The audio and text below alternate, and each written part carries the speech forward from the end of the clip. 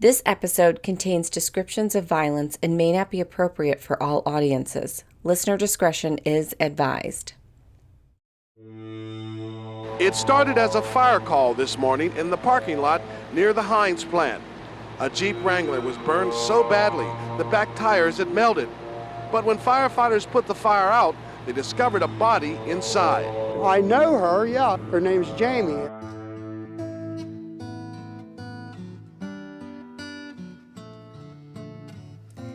Imagine getting a phone call from someone who has been dead for 21 years, or an email, or a voicemail. For the people of Pittsburgh, hearing from Jamie Stickle 2 decades after her death must have been like getting a call from beyond the grave. My name is Jamie Stickle, and this is The Girl with the Same Name. In this episode, we're going to tell you 2 stories, both about Jamie Stickles. One of them is mine, and one is about the other Jamie Stickle, and how our stories eventually meet. There's going to be a lot of information in this episode, so I'm going to try and go slow to catch you up to speed. First, let me tell you how I was introduced to the other Jamie Stickle, and why her story has stayed with me since 2002. I started my career out of college at the local news channels in Detroit, interning first at one and following a producer over to another station when I graduated. As an intern, I lucked out and was one of 2 college seniors picked to work with the Special Investigations team. I sifted through B-roll, screened stories that came in through our tip line, and went on the road with our cameraman to conduct interviews for stories that would be on the 5 o'clock lineup. It was amazing. A dream. I thought it was the gig I'd do when I was hired full-time. Boy, was I wrong. I ended up an early morning PA doing grunt gigs on the assignment desk or for the editors. There was no story writing, no storytelling, no investigative journalism happening. The lead production assistant I reported to had been at the gig for almost 10 years and hadn't advanced. They were hoping this would be their year.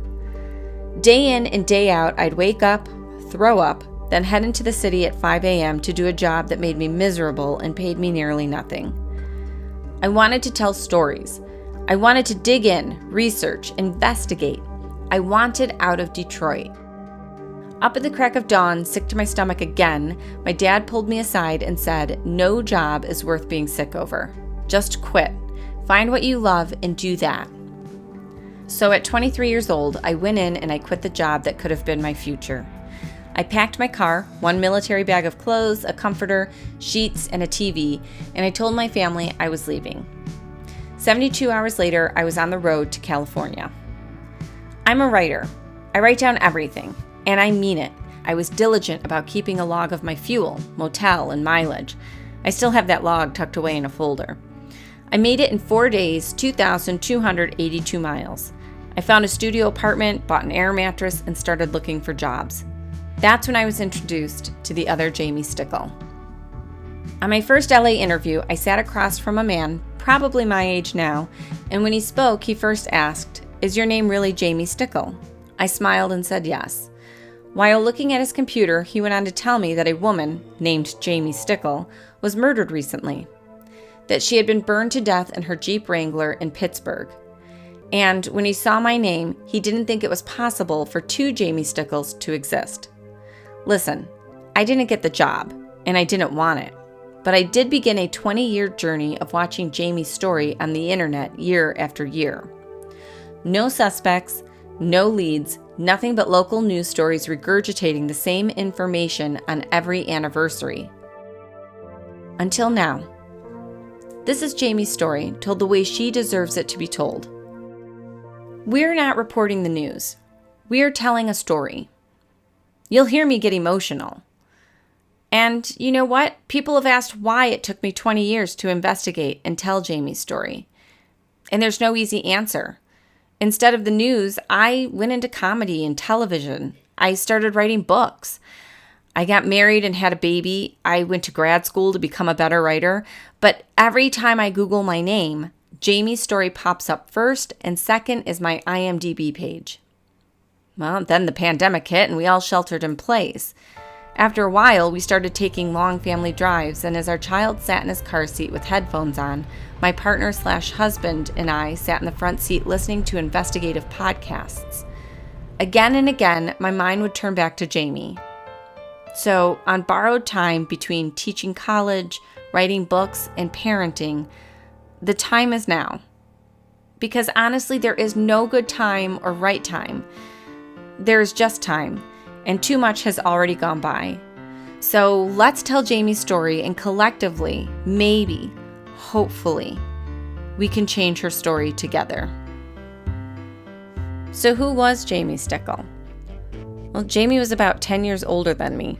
She was born in Uniontown, Pennsylvania on April 1st, 1968. I, too, have an April birthday. She's the daughter of Marge and James Stickle. Another one of many coincidences, as my dad is also named James Stickle. Jamie was the oldest of 3 kids and would play the part of a second mom to her younger siblings, Julie and James Bruce Stickle, when their father was away for work and when their parents eventually split up. Here's another coincidence. My brother is James Stickle, and my uncle and grandfather, both Bruce Stickles. She was an athlete, the only girl on the basketball team, a swimmer, and an avid softball player, a sport she would love and continue to play for the rest of her life. She was in the band, so was I, a cheerleader, me too, hey, I was even captain, and a dancer. She was a popular kid, the class clown. In the 9th grade, Jamie came out to her family and friends, and while Uniontown was not a particularly progressive place when it came to homosexuality, Jamie's family was fully accepting and supportive of her. She had girlfriends, went to the prom, and came of age openly and authentically. No one really gave her a hard time about being gay because Jamie was formidable, which she proved anytime someone would mess with her younger siblings. Jamie would eventually leave Uniontown, heading 45 miles north to the closest city, Pittsburgh. There, she made friends and found work as a bartender.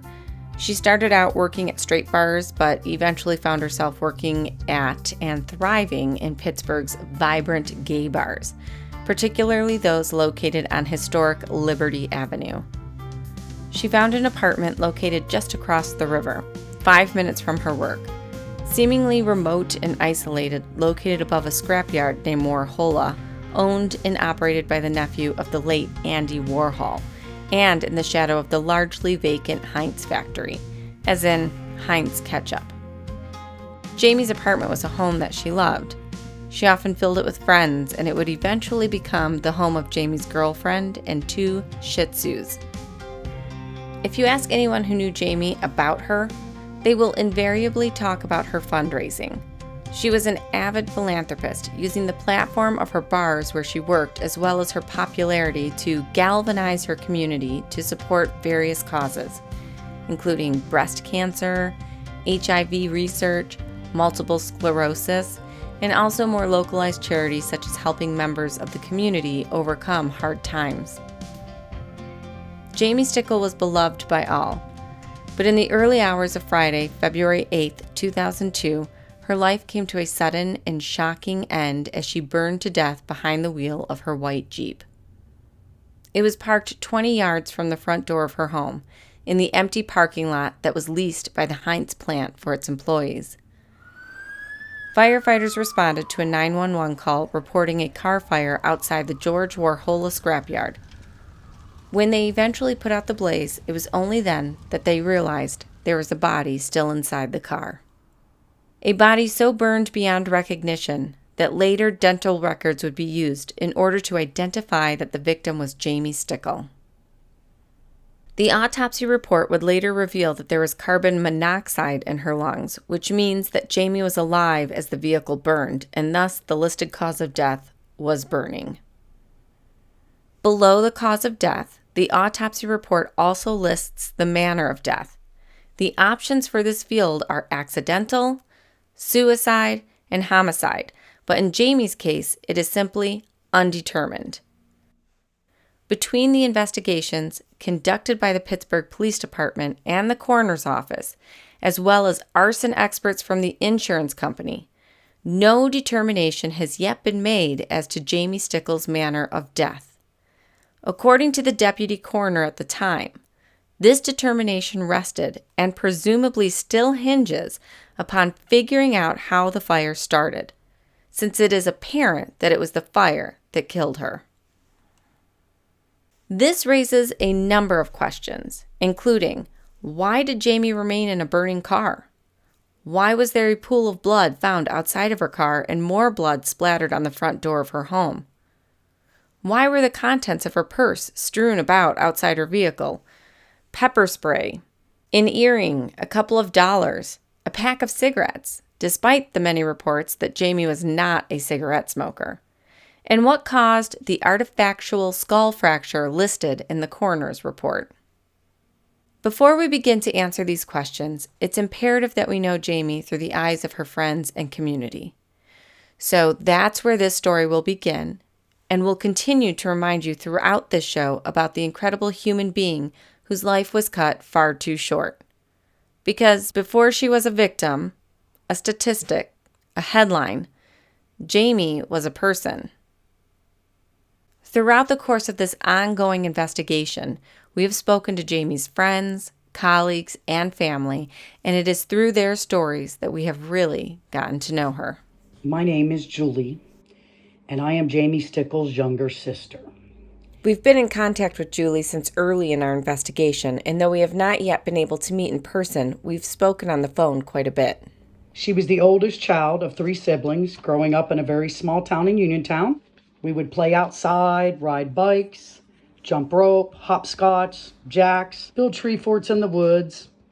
You know, whatever we could do as kids to have fun and see what we could get into. What was Jamie like in school? She was always a class clown. She pretty much excelled at everything she did, whether it was softball for years, all-star teams, lots of trophies. She was the first girl on the boys' basketball team in grade school. She loved to dance, of course, because expression and art was a major key in her life. And when did you find out that your sister was gay?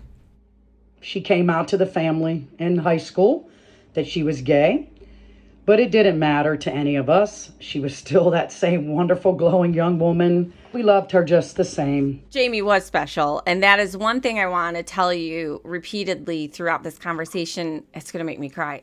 How special your sister was, and how everybody continues to tell us what an incredible, amazing, wonderful person she was. And I'm really sorry for your loss. She was a wonderful and beautiful person that had the biggest heart. Yeah. And when did Jamie leave Uniontown? She graduated high school in 1986, and within a year or so, she moved off to Pittsburgh to find her dream and make her path in life. So that was Jamie Stickle, a kid from Uniontown, Pennsylvania. She was a strong and supportive big sister, an athlete who carved out a place for herself when a space didn't already exist. She was gay, and that was a part of who she was, but it didn't make up her whole identity, and it didn't get in the way of her living out her childhood. Eventually, the time would come for Jamie to leave home to seek better opportunities. She and her then girlfriend, Kathy, made their way north to Pittsburgh. By the way, we are still looking for Kathy and would really like to speak to her. So Kathy, if you are listening, please drop us a line at thegirlwiththeSameName@gmail.com, or you can call our tip line. Jamie and Kathy found an apartment, and Jamie found a job working in a straight bar called Dagwood's, owned by a former state trooper. That's where she met Sue Predis. She was something. There just was nothing bad to say about her. We caught up with Sue at Yin's coffee shop. She's one of the kindest human beings. She was a great gift giver. Christmas and my birthday, she gave me some crazy, outrageous, gifts. Jamie was very emotional, and wore her heart on her sleeve, and she loved real hard. She really threw herself into her relationships. She loved hard, when she loved somebody, she cared about somebody, as a partner, as a friend, whatever, she put herself into stuff 100%. Everything she did, was 100%. So you worked with her in her early bartending days. What was she like? Jamie was bigger than life. I mean, you knew when Jamie walked in the room, you knew she was there. And would you say she was happy with her life? I think she was living her best life and doing the best she could, making her way in the world.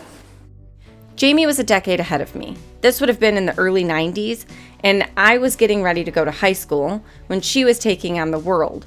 But still, I too would eventually venture out, leaving the comforts and safety of home. I didn't work in a bar. I had a lot of gigs, though. But we both found a way to start out.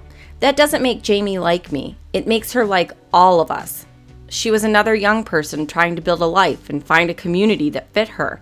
And after a while, working at Dagwood's no longer fit.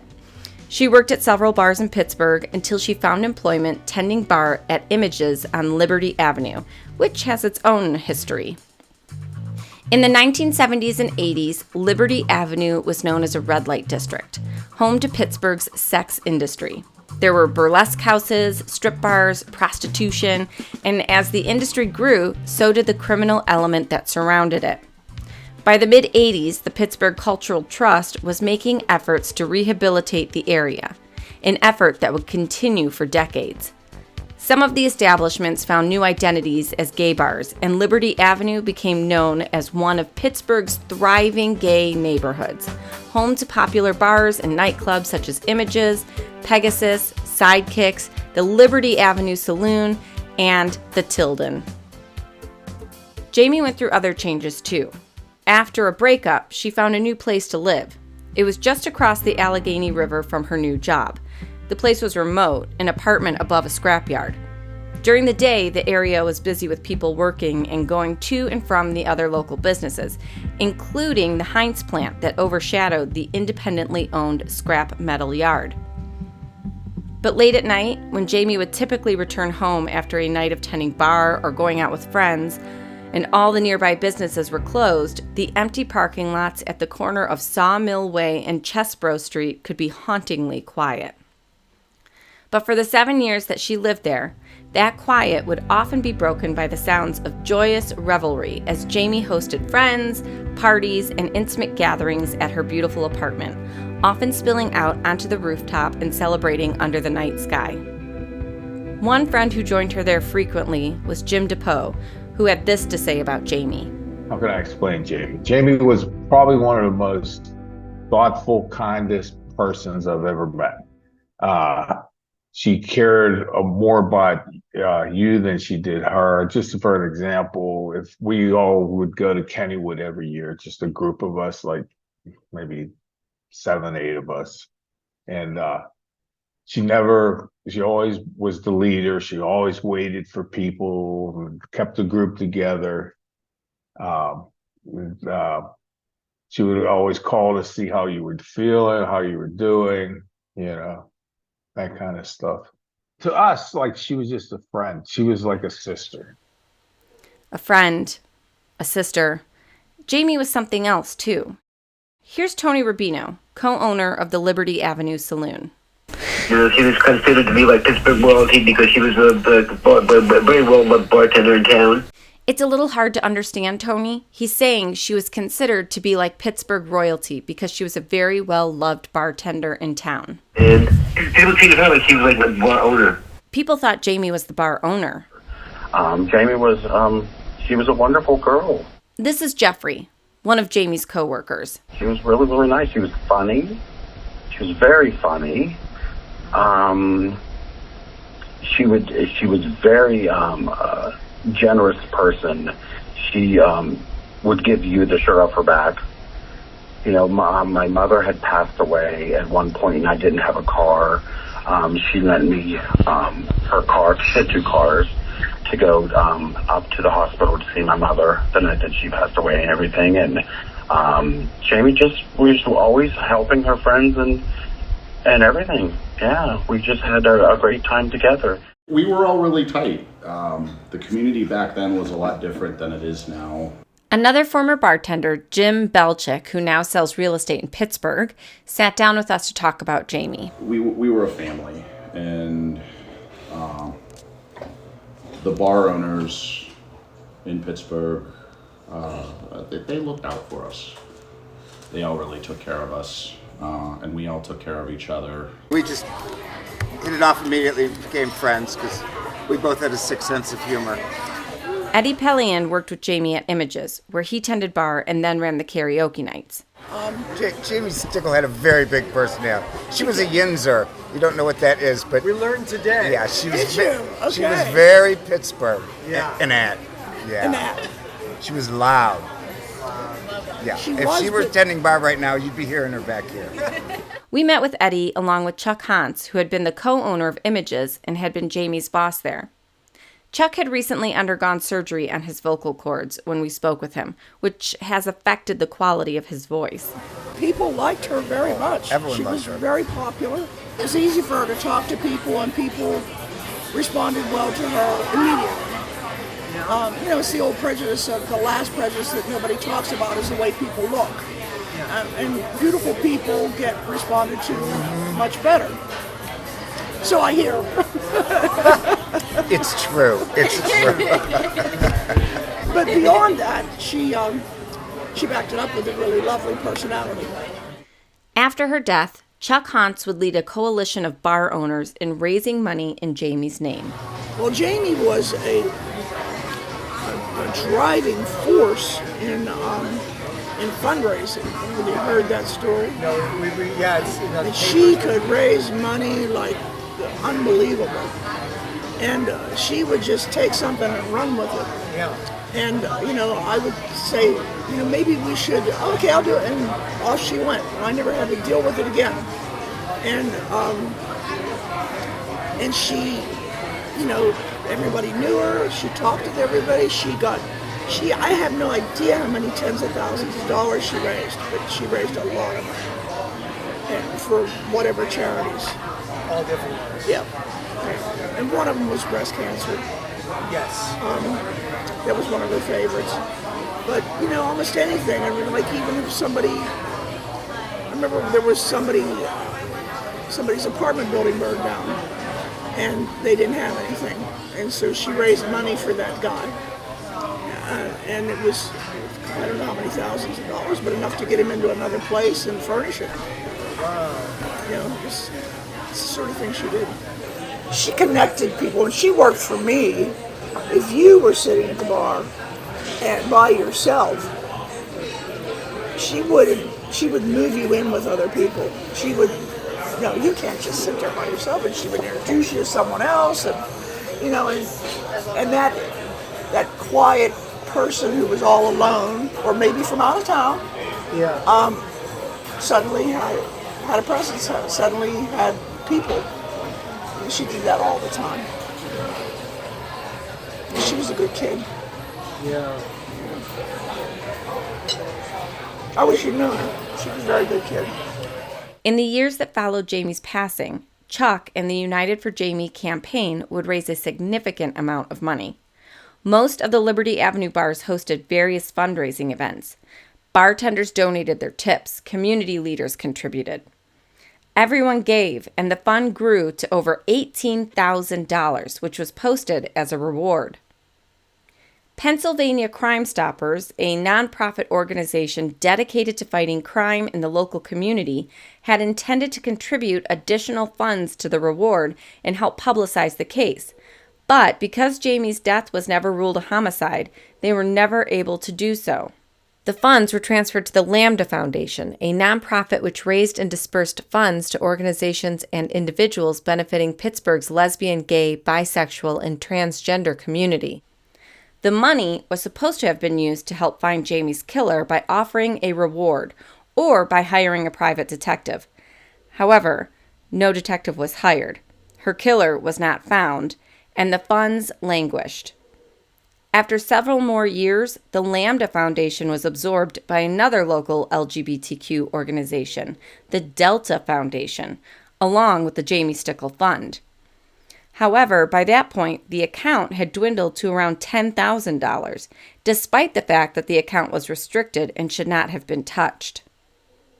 The funds were held by Delta for several more years, and then COVID-19 hit Pittsburgh along with the rest of the world. The Delta Foundation had been the producer of Pittsburgh Pride, And when that event had to be canceled, the organization was dealt a financial blow from which it could not recover, and it filed for closure. So what happened to the United for Jamie Fund? We will pull that thread in a future episode, but to this day, it has not been dispersed, nor have the contributions been returned. Our mission on The Girl with the Same Name is to redefine Jamie Stickle's legacy, to make sure she is remembered for the wonderful, amazing person that she was, and not just for the horrific way that she died. But her death wasn't just terrible and violent. It is also a mystery.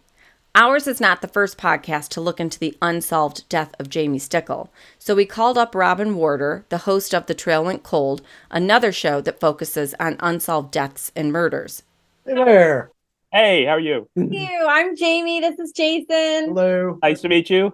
Nice to meet you too. So nice to meet you. Thank you so much for being here. Oh, Honestly. my pleasure. How did you find out about Jamie's story, especially all the way up in Canada?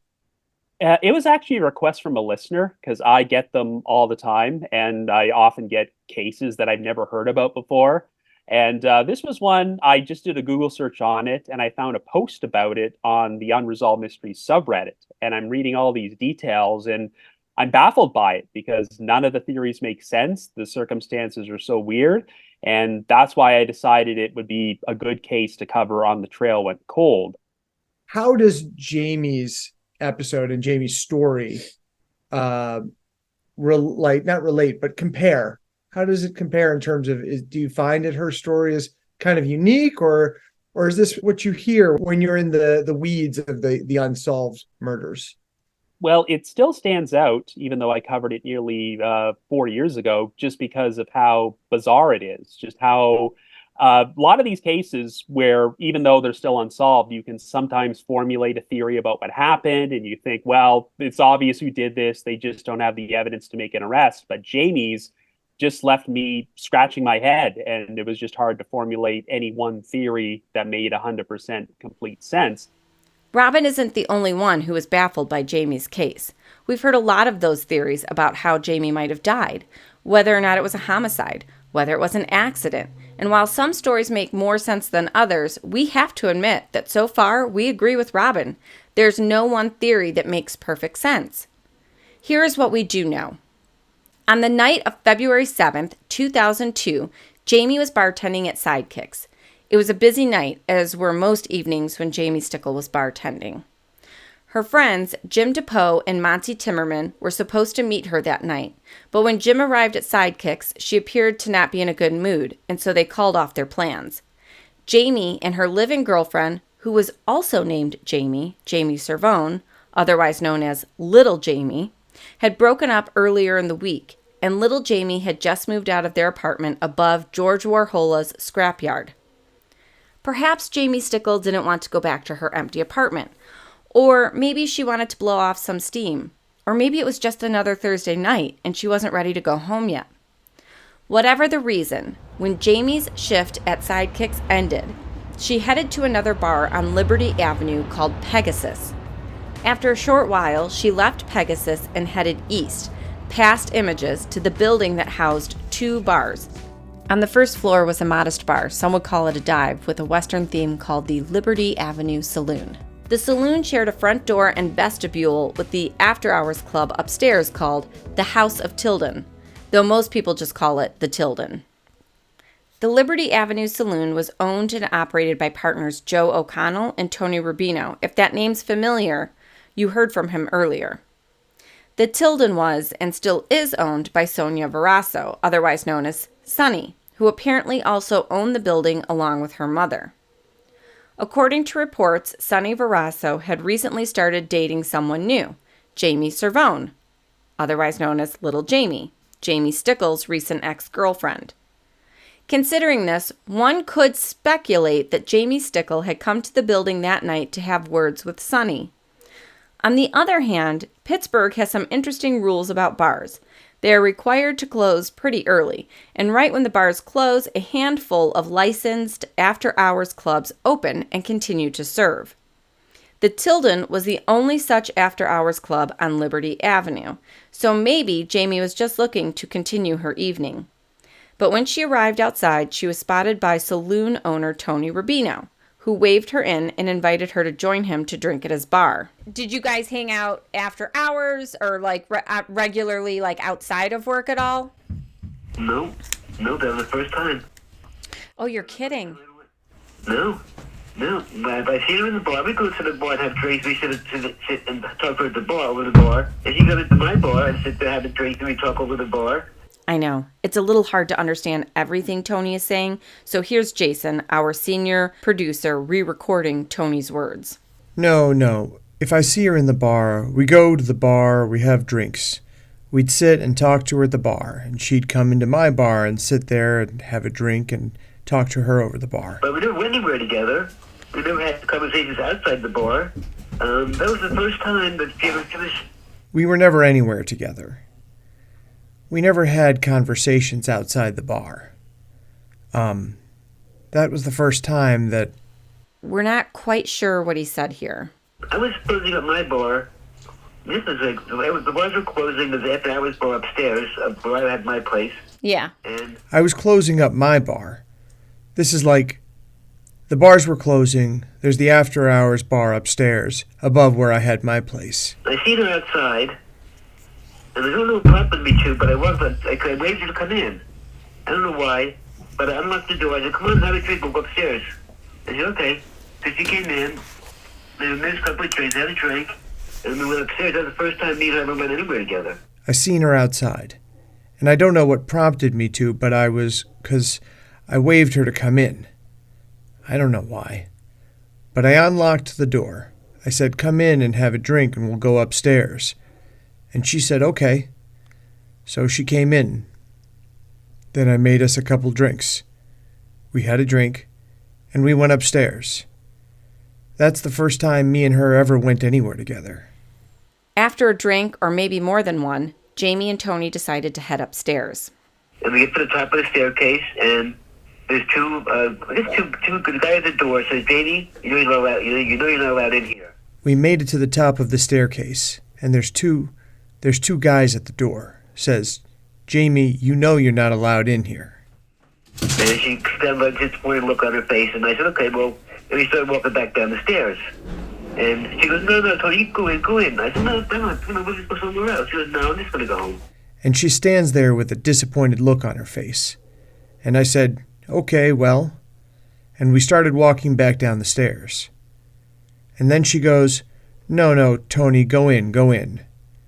And I said, no, we'll just go somewhere else. And she goes, no, I'm just going to go home. And according to reports, that's what happened. Tony and Jamie parted ways.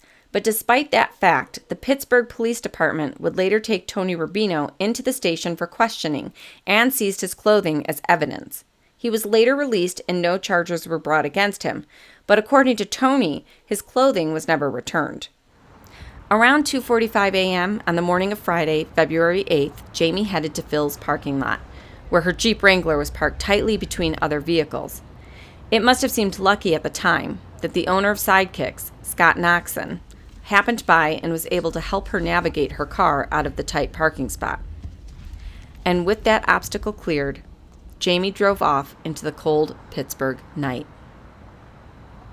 There are several routes from Park at Phil's to the Warhola scrapyard. You can go on Google Maps and guess for yourself which route Jamie might have taken. One way takes 3 minutes, another takes 5, depending on which bridge you feel like crossing. It's possible she didn't go straight home, but drove around looking for another venue to continue her evening. We can only speculate, and that's dangerous, because while we do want to tell Jamie's story, we want to be careful not to write it. The facts are that she was last seen by Scott Noxon leaving the parking lot at 2:45 a.m., and an hour later at 3:45 a.m., a 911 call was made, reporting that a vehicle was on fire in the parking lot across from the Warhola scrapyard. An hour. What could have happened in that hour? Did she go anywhere? Did anyone see her? Did she go straight home? And if so, what happened there? Back to the facts. When the fire department arrived, Jamie's Jeep was an inferno. The car was so badly burned, the rear tires completely melted. It wasn't until the fire was extinguished that the firefighters realized that there was a body inside. That body was burned beyond recognition. Police guessed that the corpse was female because of jewelry and other items found at the scene. On the ground, outside the driver's side door of the burned vehicle, was a pool of blood, and there was blood found on the Jeep's door handle. Jamie's blood was also found on the front door of her home, and scattered on the ground were personal effects: mace, lipstick, some money, an earring, and a pack of cigarettes. Dental records were used to identify Jamie Stickle as the victim of the fire.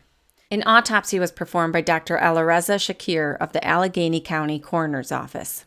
His report showed that in addition to a high blood alcohol content, Jamie had carbon monoxide in her lungs, indicating that she was still alive and breathing, though not necessarily conscious, as the Jeep burned.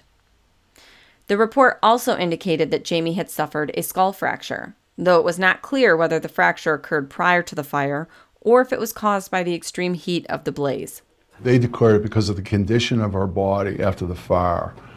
They were unable to say that it was a homicide. It was ruled as undetermined. That's former Detective Joe Myers, who had been the lead investigator on the Jamie Stickle case in a 2019 interview with KDKA CBS News Pittsburgh. Detective Myers is now retired and has declined our request for an interview, but we did speak with Detective William Sattler of the Pittsburgh PD's Inactive Case Squad, also known as their Cold Case Squad, though he informed us that the term cold case is a civilian phrase and not one they use to describe their cases. Sattler also declined to be recorded, but did tell us that it is and was the coroner's office, which is now the Allegheny County Medical Examiner's Office, that makes the final determination of a manner of death. He also informed us that Pittsburgh PD investigates every death the same way, with the same resources, whether it is classified as a homicide, a suicide, an accident, or if the manner of death is undetermined. As of yet, we have been unable to verify the veracity of that claim because the City of Pittsburgh Open Records Office responded to our right to know request, which is Pennsylvania's version of a Freedom of Information Act or FOIA request, with a newly generated single-page incident report containing only the following information. A suspicious death occurred on February 8, 2002 between 3:47 a.m. and 3:54 a.m. and was reported at 4 a.m. The reporting officer was an Officer Greaves. They included his badge and squad car number, and that's it. There's a note in the narrative section, quote, "This report was generated on 7/18/2023 by Central Records and Reporting Unit," end quote. It is signed and dated by a supervisor. In other words, the Department of Open Records effectively responded to our right to know request that we do not have a right to know. The records are not open. That the records we are seeking are, quote, exempt from production because they are, quote, investigative in nature. Detective Sattler addressed this with us, explaining that Jamie Stickle's is an active case, an open investigation. But he also told us that her case is not currently being investigated and likely won't be investigated unless new evidence, witness testimony, or a confession comes to light. So, is it really active? Also, according to the powers that be, Jamie's manner of death was not a homicide. It was undetermined. So what could be the justification for continuing to conceal the police department's findings? We've spoken to Jamie's friends, co-workers, and family members, and something we have consistently heard is that they are frustrated by not being able to get information from Pittsburgh PD about the investigation of Jamie's death, and in some cases, those frustrations have evolved into suspicions and even accusations. It is also worth noting that while the police may investigate all deaths the same, that does not mean that all deaths receive the same treatment beyond the police department. We mentioned that Crime Stoppers could not contribute to the reward fund, and perhaps others were also similarly inhibited. When Jamie's family posted a billboard, they were not allowed to use words like murdered or murderer or killer. It may seem semantic, but it likely weakened the impact of the sign and certainly added an additional sting to her family's already deep wound. One of the hardest things for Jamie's community is knowing that in all likelihood, Jamie was murdered and her killer or killers are most likely walking free today. It is a belief held by many, including Joe Myers. My personal theory is that there was someone within the gay community that she had a problem with, and there was some, we'll call it outside or out of the area, people brought in. And if Detective Myers' theory is correct, that means the person responsible for Jamie's tragic and violent death is not only walking free, but quite possibly doing so amongst Jamie's peers and friends and loved ones. Some of her friends believe they know who is responsible, and we will be hearing from them next time on The Girl with the Same Name.